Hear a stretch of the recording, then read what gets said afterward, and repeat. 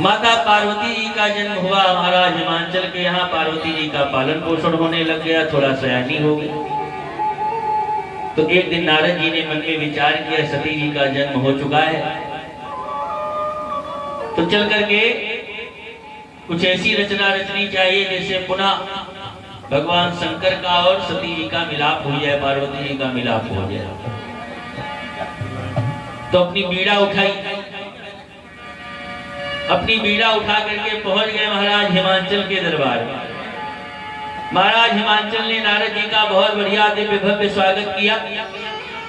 नारद जी को अपने आसन पर बिठाया, पाद्य अर्घाग्नि से पूजन किया, भोजन कराया और भोजन कराने के बाद अपनी पुत्री पार्वती को बुलाया।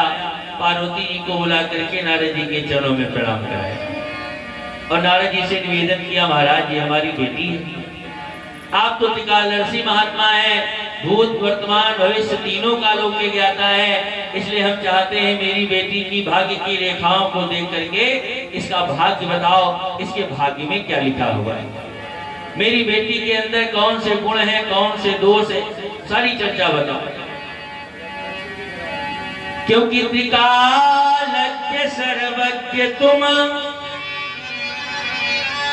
गति सर्वत्र तुम्हारी, अरे कहो सुता के दोष गुण, मुनिवर हृदय विचारे।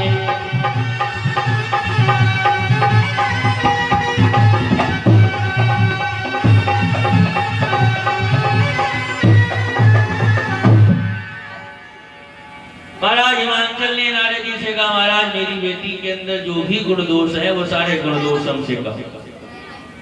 नारद बाबा माता पार्वती जी का भाग्य बताने लगे। नारद जी कहते, महाराज आपकी जो बेटी है परम भाग्य वाली है, बहुत सौभाग्यवती है।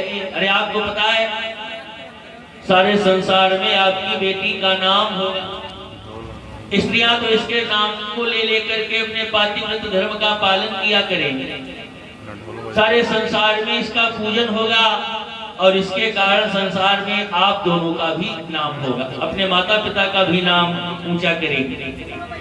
नारद जी ने खूब पढ़ाई की, बहुत पढ़ाई की और अंत में थोड़ी सी लेकिन लगाई। और हमारे गुरु जी कहते लेकिन किंतु मगर परंतु जिस बात में लग जाए समझ लो आगे की भी बड़ाई बेकार है।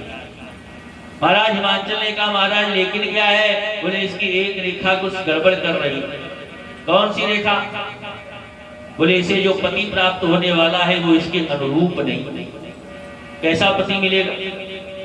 बोले सारी व्यवस्थाएं तो ठीक है लेकिन उसका रूप और इसका रूप अच्छा मिलता जुलता नहीं।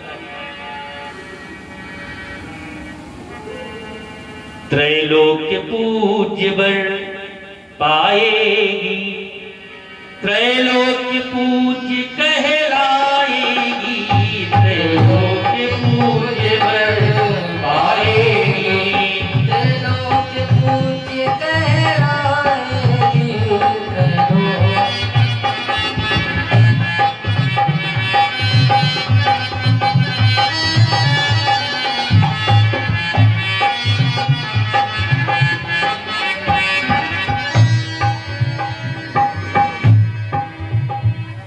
त्रैलोक्य पूज्य वर पाएगी, त्रैलोक्य पूज्य कहलाएगी,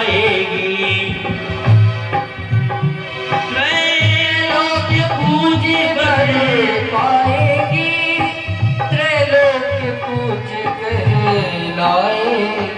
पर किसी जटिल अवधूति योगी, पर किसी जटिल अवधूति योगी भक्त